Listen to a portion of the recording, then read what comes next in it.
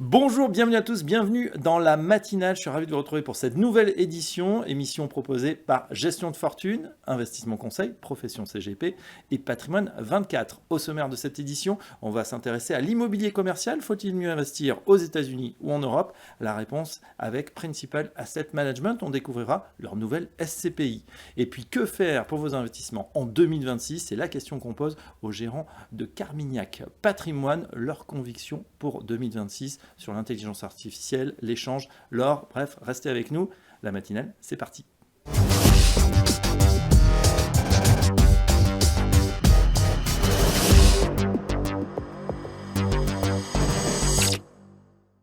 Et tout de suite dans la matinale, on s'intéresse à l'immobilier commercial. Faut-il mieux investir en Europe ou aux États-Unis? C'est la question qu'on pose à notre invité, Guillaume Massé. Bonjour.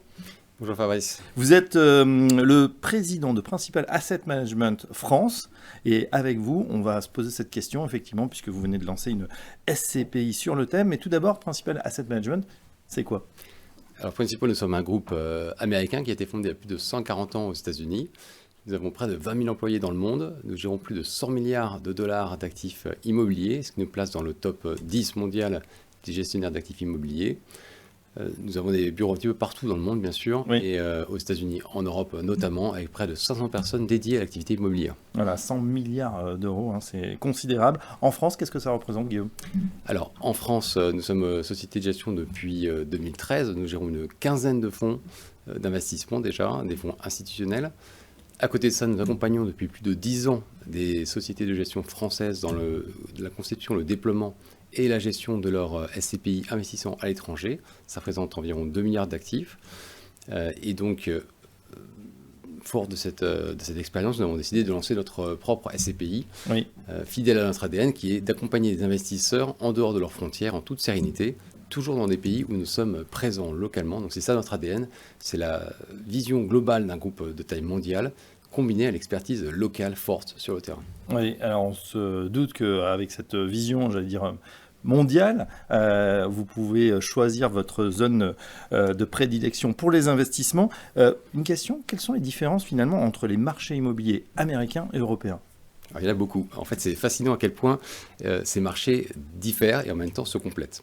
Alors, cette différence vient d'abord de l'environnement économique, puisque la croissance de l'économie américaine est systématiquement supérieure à celle de l'Europe sur le long terme depuis des décennies. Et cette croissance alimente forcément la performance des marchés immobiliers américains. Ensuite, la profondeur et la liquidité du marché américain est sans commune mesure, puisque avec une rotation du stock de 40% supérieur et un volume d'investissement annuel 70% plus élevé, Oui. Le marché américain offre une liquidité qui est incomparable. C'est un peu comme la bourse finalement, le marché est plus profond, Voilà, beaucoup plus actif. Plus profond, plus actif, un petit peu plus volatile aussi. Et donc, et aussi au niveau des moteurs de performance, ils divergent également sur différents aspects, sur les aspects démographiques, donc pyramide des âges, mouvement de population, besoins en matière de santé par exemple, sur les aspects urbanistiques. En Europe, on a moins de fonciers disponibles, on a des infrastructures de santé, des infrastructures de transport qui sont plus denses, Oui. un urbanisme qui est plus restrictif, et puis aussi au niveau des catégories d'actifs, puisqu'aux États-Unis par exemple, il y a beaucoup plus de maisons individuelles, la pénétration de l'e-commerce est beaucoup plus forte, donc avec un impact très important sur l'immobilier de commerce ou l'immobilier logistique. Le life science est beaucoup plus développé aux États-Unis, donc bref, beaucoup de particularités. Ça se traduit dans les performances également? Oui, les performances sont nettement supérieures aux États-Unis sur la plupart des classes d'actifs. Et donc, les marchés sont très complémentaires, et cette complémentarité est essentielle à la construction d'un portefeuille diversifié et résilient. Alors justement, si on rentre dans le détail, où est-ce qu'on en est aux États-Unis versus l'Europe avec l'arrivée de Donald Trump? Parce que ça a bouleversé ce marché immobilier. Bon, d'une façon générale, déjà, la bonne nouvelle, c'est que des deux côtés de l'Atlantique, nous sommes globalement en sortie de crise. Et donc, en cela, les marchés sont similaires. Et donc, c'est une bonne nouvelle puisque c'est le bon moment pour investir. Par contre, lorsqu'on regarde plus dans le détail au niveau des catégories d'actifs, et aussi sur des séries plus courtes, ce que l'on observe, c'est un décalage entre les marchés, entre les cycles économiques et les cycles immobiliers aux États-Unis, en Europe. Donc, dit autrement, les marchés américains et européens sont fortement décorrélés. Et cette décorrélation a un double intérêt. D'une part, de protéger contre les mouvements de cycle et de limiter la volatilité de chaque marché, notamment aux États-Unis, où elle est très marquée. Et d'autre part, d'aller chercher un potentiel de performance supérieur en allant cibler le meilleur moment de chaque cycle immobilier des deux côtés de l'Atlantique. D'accord. Il y a 20 ans, on parlait uniquement de bureaux pour les investissements immobiliers. Aujourd'hui, on voit qu'on a plusieurs classes d'actifs, l'hôtellerie, la logistique, demain les data centers. Que pensez-vous de cette diversification? Est-ce qu'elle est exploitable? Alors oui, alors c'est très intéressant parce que traditionnellement, le marché immobilier tournait autour de 3 classes d'actifs principales qui étaient le bureau, le commerce et la logistique. Et puis progressivement, des classes d'actifs dites alternatives ont pris de plus en plus de poids. Il faut savoir que depuis l'an 2000, les secteurs alternatifs représentaient 21% de l'immobilier commercial coté aux États-Unis. Et Oui. aujourd'hui, en 2025, ça représente 65%. D'accord. Donc une évolution qui est massive. Donc on ne peut plus vraiment parler de secteur alternatif. Hein. Le terme n'est plus vraiment adapté. Et donc ces tendances profondes reflètent l'évolution sociétale majeure qui traverse nos sociétés. Par contre, attention, cette évolution n'est pas du tout homogène en fonction des pays, des marchés, pour des raisons notamment culturelles. Et donc, cela rend cette période que nous traversons aujourd'hui à la fois très complexe, mais en même temps passionnante. Ouais. Et donc, chez Principal, en fait, nous forgeons des vraies convictions sur les secteurs et les secteurs géographiques et les typologies d'actifs où investir.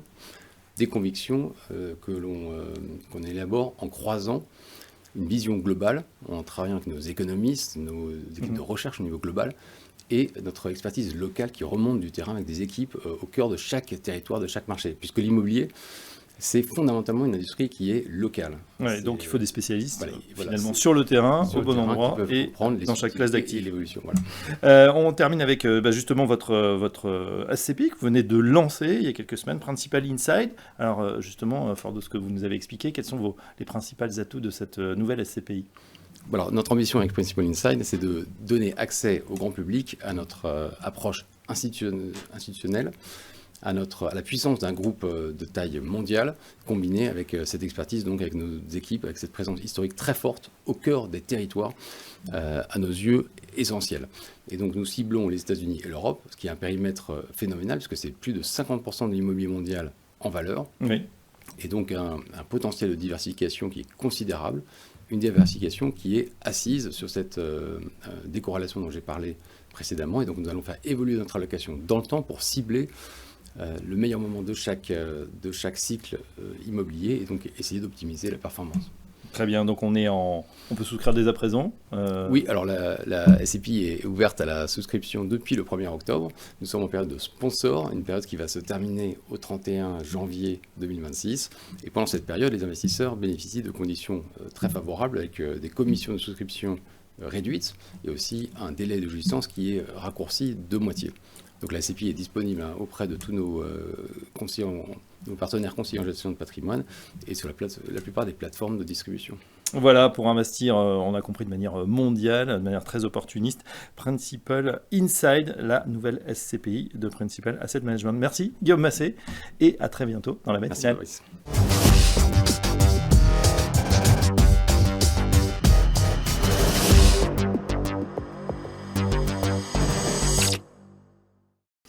Dans la matinale, tout de suite, on va se tourner vers 2026. Quelles sont les convictions de Carmignac? Eh bien, c'est la question qu'on va poser au gérant obligataire Eliezer Benozimra. Bonjour. Bonjour. Donc, vous êtes gérant obligataire et co-gérant de Carmignac Patrimoine. On est ravis de vous avoir justement pour savoir ce qui va se passer, peut-être en tout cas ce que vous anticipez sur 2026. Mais tout d'abord, Eliezer, retour sur 2025 cette année. Comment s'est passée l'année pour ce fonds Carmignac Patrimoine?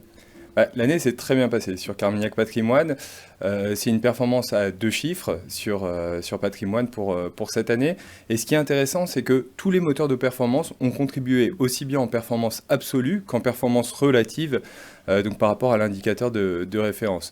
En performance absolue, on peut rappeler le moteur action, Oui. avec notamment le thème de l'intelligence artificielle ou des actions aurifères. Sur la partie obligataire, les moteurs de performance crédit, indexés à l'inflation et gestion active de la sensibilité, là aussi on contribue à la fois positivement en absolu et en relatif. Et enfin, les changes, avec l'exposition très faible sur le dollar tout au long du premier semestre principalement, ont permis une contribution relative forte à la performance du fonds. Et voilà, donc qui qui surperforme d'ailleurs l'indice CAC 40 en tout cas.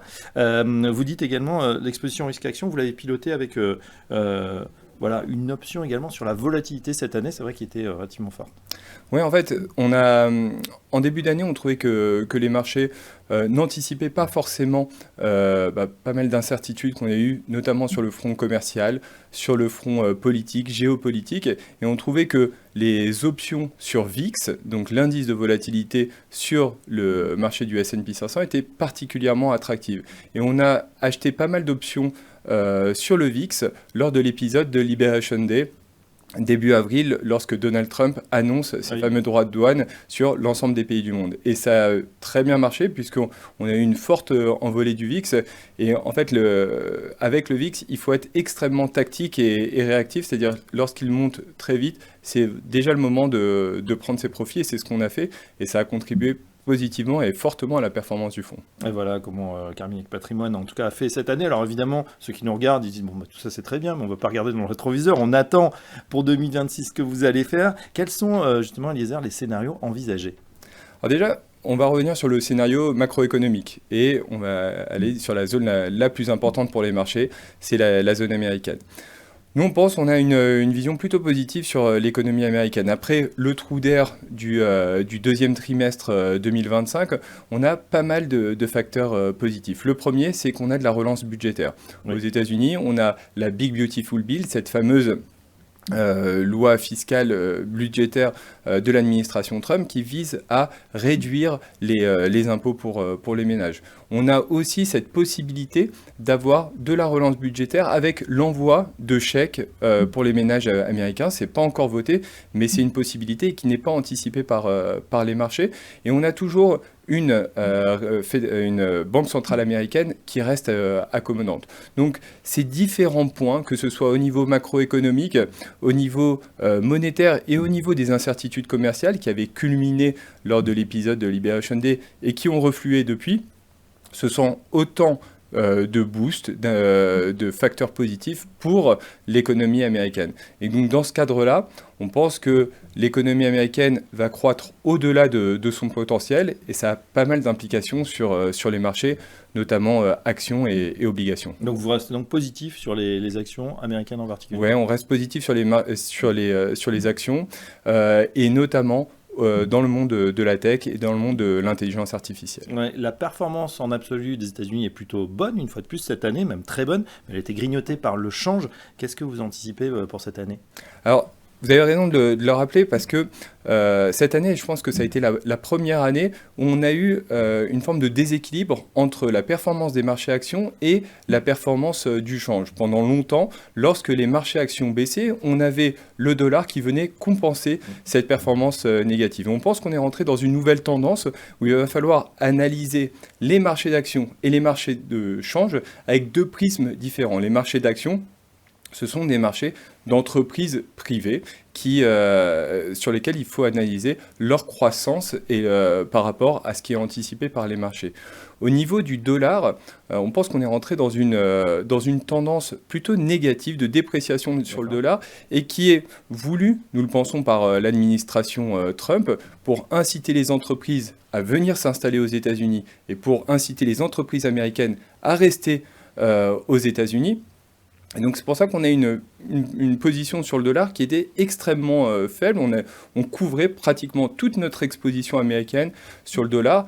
Aujourd'hui, par rapport à ce que je décris de fondamentaux qui sont plus vigoureux aux États-Unis, d'attaques contre l'indépendance de la Réserve fédérale qui sont moins fortes de la part de l'administration Trump, ça nous amène à avoir une position un peu plus positive aujourd'hui sur le dollar américain. Oui, Eliezer, on se pose beaucoup de questions en ce moment sur l'intelligence artificielle, bulle ou pas bulle, consanguinité, en tout cas dans des investissements macro en dizaines, voire centaines de milliards de dollars qu'on voit. Vous continuez à investir sur cette thématique ?